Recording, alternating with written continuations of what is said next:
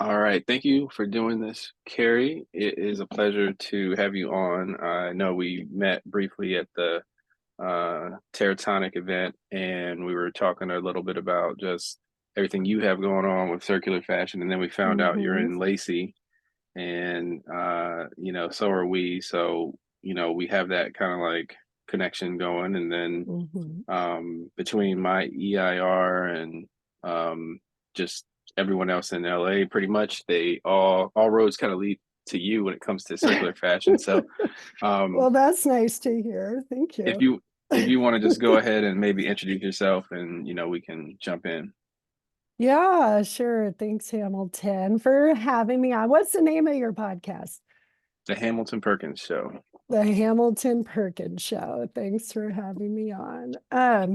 Yeah, I'm Karri Frerichs. I'm the CEO and founder of Circular Fashion LA, founded in 2019. I spent my entire career pretty much in various sectors of the industry, working for other brands and people. And also, I've been a university professor since 2010 of the business of fashion and sustainability in the industry. So through that, I've done, an immense amount of research and discussions and coaching on current topics. So this Circular Fashion LA is my personal response to what I felt was missing and wrong in the industry.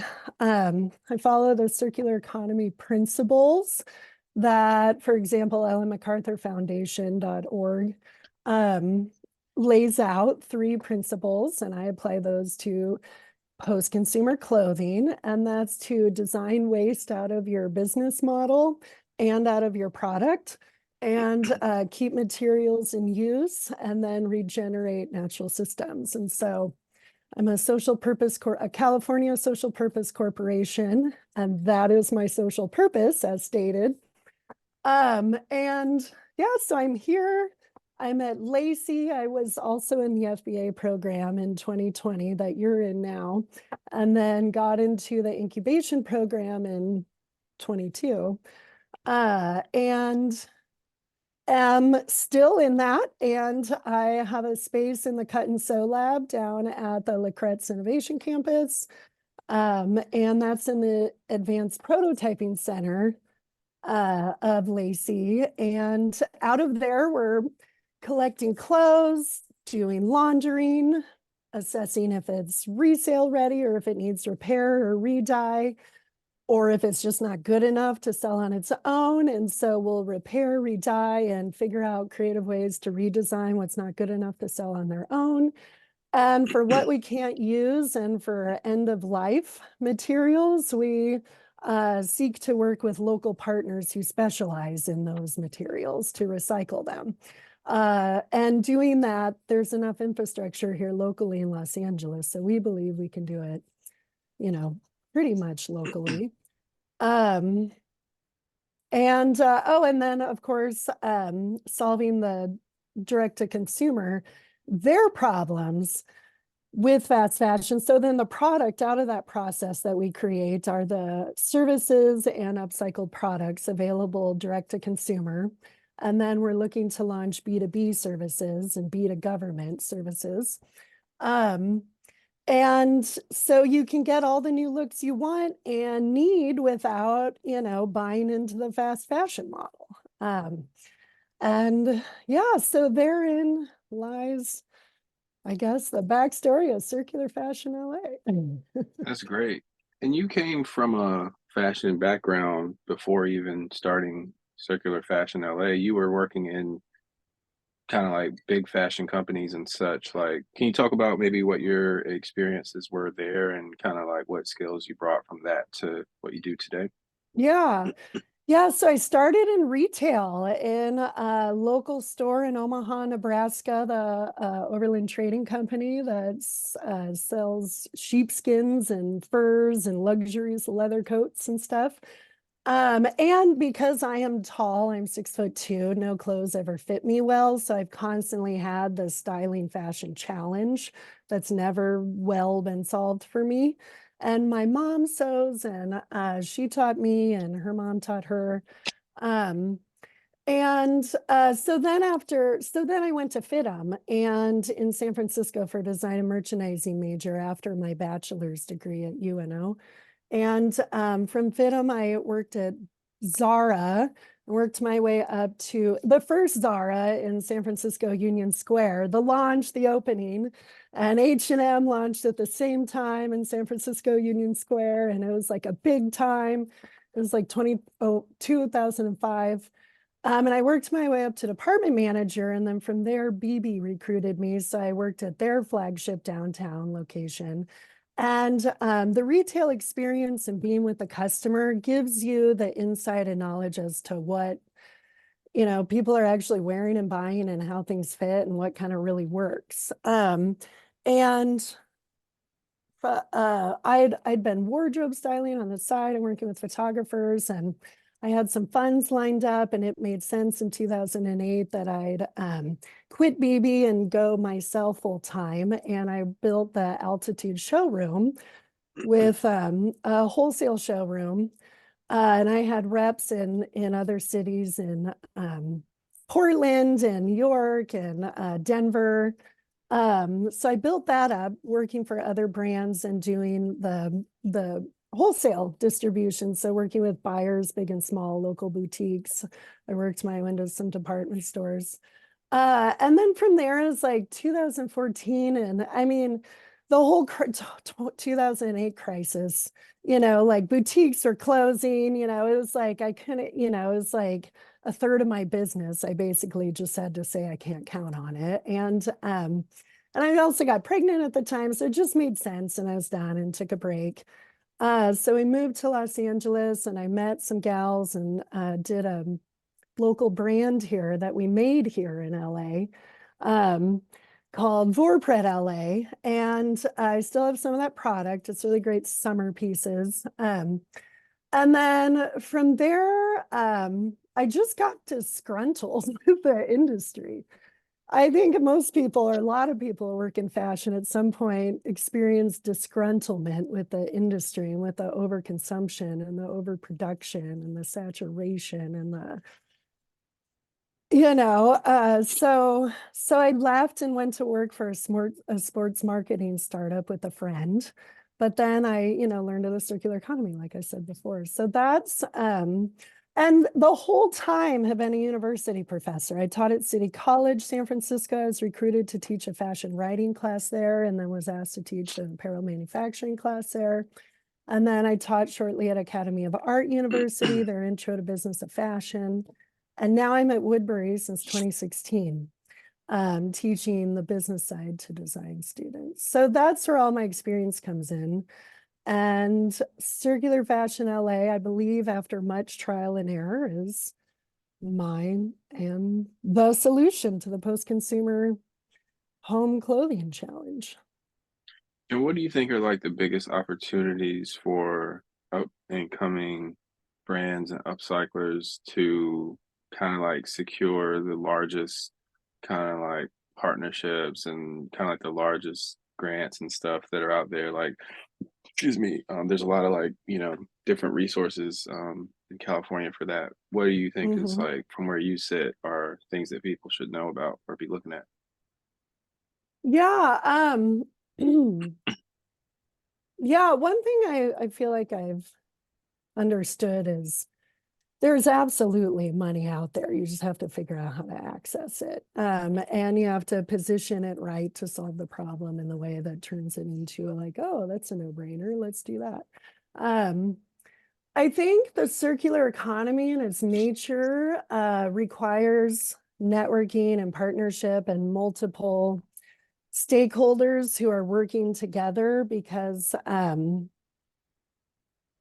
that's how nature works. It requires an ecosystem. No one animal or plant can do it themselves, right? And so yeah, like collaborating and such. And we're also against this challenge of really big business, right? Really big fast fashion companies, but also like like big, want to like own the problem, and then like they get all the profits, and it's their mega facility. And it's, kind of exclusionary contracts and big contracts instead of like, you know, working with the community, right? Because like it's post-consumer clothing, and it's readily available. And so, having a plethora of different service providers are required to coordinate to solve the problem. And I think that's a challenge. That's a challenge I'm looking to solve and provide opportunities for. And that's actually like a 2024 direction of ours, because we've been like direct to consumer focused. And that's fine. And we're going to keep doing that. But, we're going to pivot to, creating more of that local collaborative infrastructure, I think. Yep. And what do you think is I guess like resources, what do you think is like the best way for people to get like educated on everything that's happening in the space? Like, is it podcasts? Hmm. Is it books? Or how do you stay up on things? Um, well, for example, like the Ellen MacArthur Foundation, their website in a multitude of industries is a treasure of case studies and pilot programs in different cities. And they also, and so you can take that kind of global point of information access. And Circle Dash Economy, they have a lot of like circular city case studies that they do too. So you can kind of look globally and look at these case studies, and then analyze locally. And so city government and county government offer great resources. The AJCC in California is a great program to have interns, who are subsidized by the county, work with you so they learn skills. I think there's a lot of accelerators and business incubators. Like Lacey has been for me, a really great um, connection point and introduction point and trove of information. So kind of looking at accelerator programs, um, and just like finding, you got to subscribe to the places that are like sharing grant opportunity and community development. And that's also where community comes in, because people like Lacey, for example, sends you like, oh, here's this opportunity, here's this opportunity, here's this opportunity, and then it's up to you to determine if you're a good fit for that. So I think so at the crux, you have to involve yourself with other entities beyond yourself, and collaborate to, find the right access points for you. But I think they're there in the city. What type of events do you go to in order to like meet people and stuff? Obviously, we met over at the one downtown, but what other types of events do you go to in terms of like promoting your business and like getting in front of more people? Hmm. Well, I have coming up on not this weekend, but next weekend, the 20th and 21st. We'll be back at Artists and Fleas in Venice on Saturday and the Melrose Trading Post on Sunday. So I'll do the pop-up markets like once a month, kind of compacted into one weekend for right now. That's a great way to meet just the local shoppers and tourists and have your face to your potential customers. You learn so much in doing that. Um, and then like earlier this year, I did a pilot event for the Neighborhood Council Sustainability Alliance, that group in at Lacey, where we piloted a community clothing swap and re-dye event. And we had a special natural re-dyer come in, wildfire water. Um, and we had our products and services and such. So that idea is for neighborhood councils to offer, this benefit to their communities. And like the Teratonic event was just, an industry centered panel discussion / interactive event, which is always great. And I can't wait to see more of their stuff.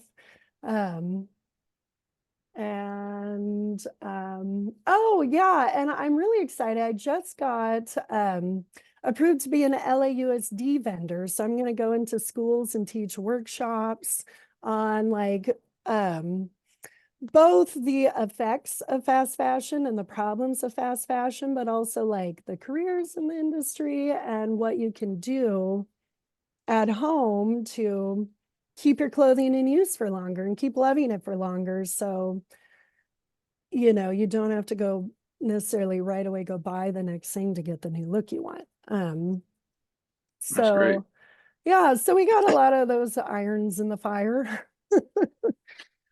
So what would you say is like a good way for people to kind of like present a pilot opportunity, whether it's like to an accelerator or some of these other organizations? What type of like structure, how do you plan and present your idea for, these different initiatives? Yeah, so as a part of the Lacey Incubation Program, we were tasked to create a pilot challenge and to present an idea. And so, and in exchange for that, we received funding, a $20,000 grant.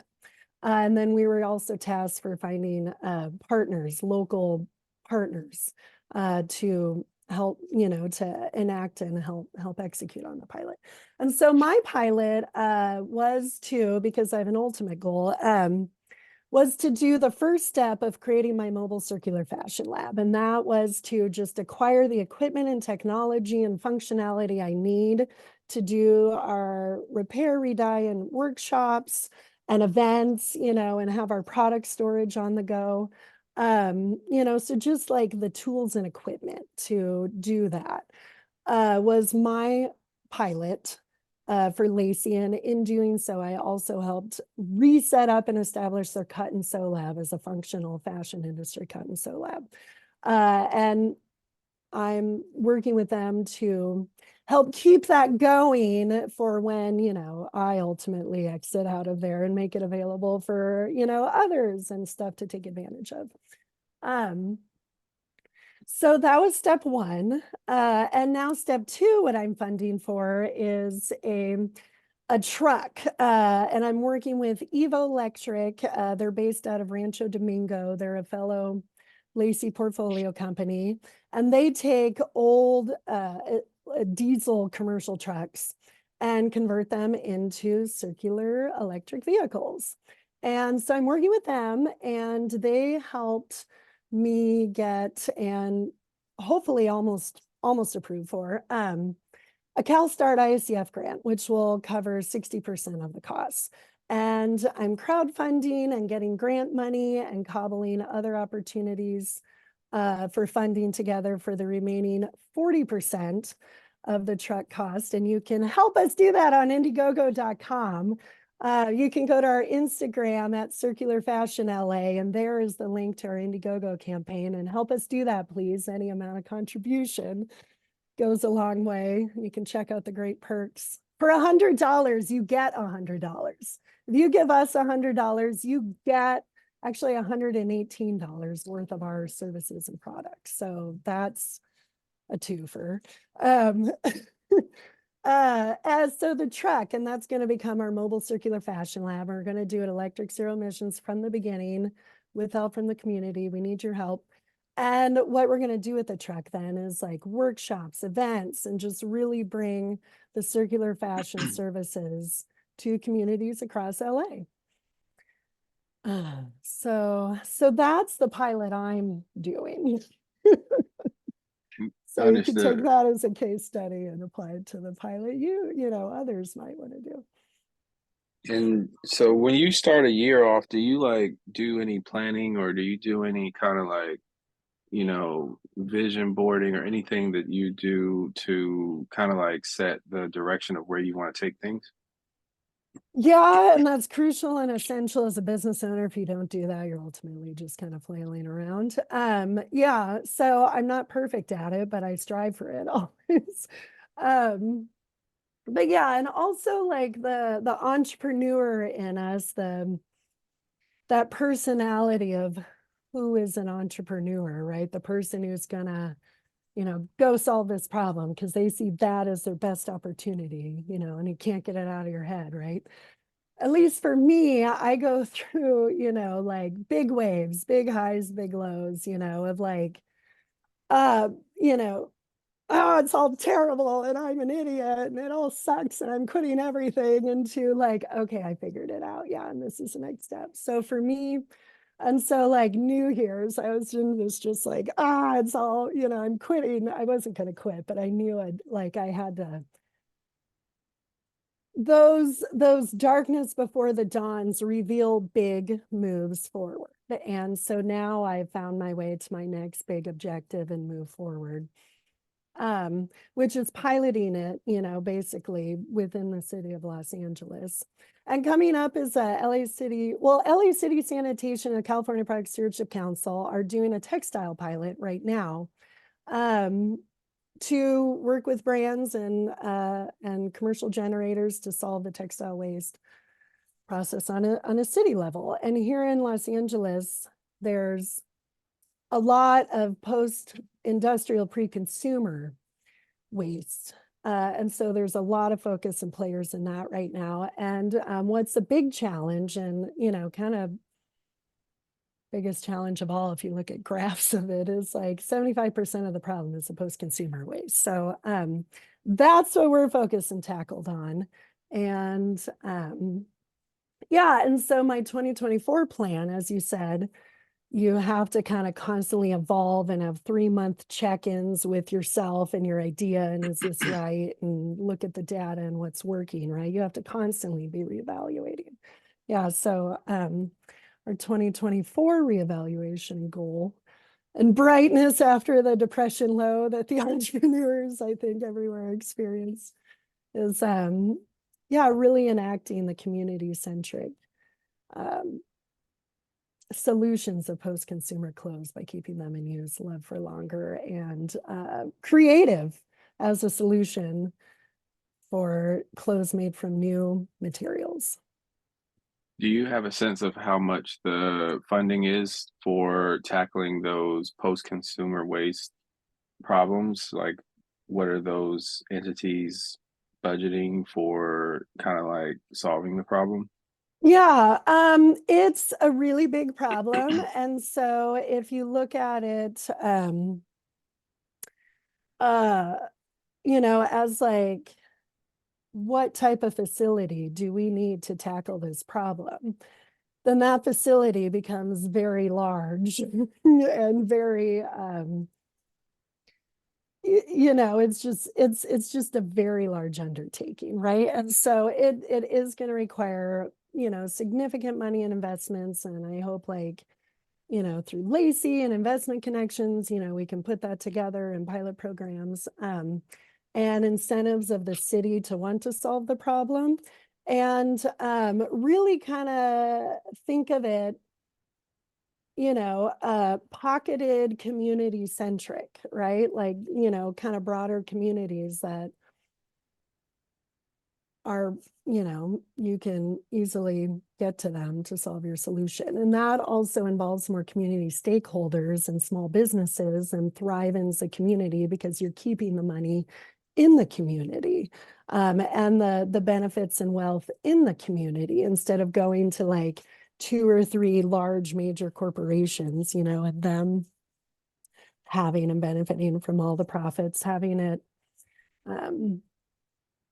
more dispersed and utilized and growed upon within the community. Yep. No, this has been great. I think, just wanted to get down to try to understand more about like what you do and, offer the platform. Where can Yeah, people find you? awesome. And, if they want to learn more and, uh, support your campaign, where can they follow you?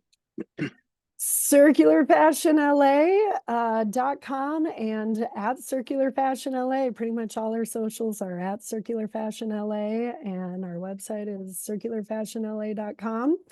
And I can be found there, and my wonderful team of really amazing interns and students can be found there. And You can work with us to re-dye, repair, redesign your clothes, get rid of your clothes, like consult with us on like we have a subscription every month. You can literally fix everything in that room of doom that's called your closet that is often not working for you. Um, and yeah, circularfashionla.com. And please support us on Indiegogo, which you can find on Instagram at circularfashionla. Perfect. This is awesome. Thank you so much. And where can I find your amazing bags? Well, we're right on hamiltonperkins.com. You can always check us out there. And then, yeah, just reach out to us on email, info@hamiltonperkins.com for any projects that require upcycling or product gifting or any type of general workshopping or speaking opportunities. We're always open to spreading the word. So thank you so much for that, Karri. Awesome.